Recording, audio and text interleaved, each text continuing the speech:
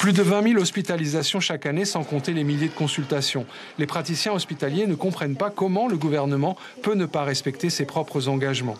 Un protocole d'accord précis signé l'an dernier devait être examiné de manière urgente par l'Assemblée. Il n'en a rien été. Pour éviter toute ambiguïté, on a validé un protocole d'accord avec une rédaction précise, prête à être validée par l'Assemblée de Polynésie.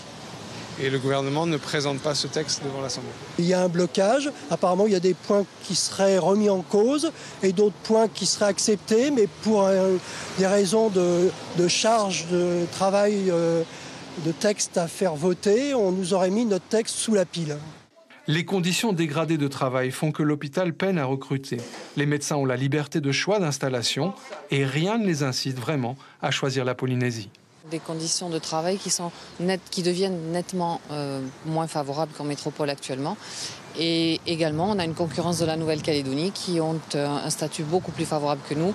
Et on voit malheureusement des néphrologues partir plutôt vers la grande île Sœur plutôt que venir chez nous à cause de ces motifs. On a du mal à avoir des gens qui restent longtemps. Donc on a des gens qui viennent pendant 1 mois, 2 mois maximum. Mais on a du mal à pérenniser nos équipes avec des gens qui vont rester sur 1 an, 2 ans ou sur du plus long terme. Avec 5 protocoles d'accord non respectés en 8 ans, on sent des praticiens complètement dépités.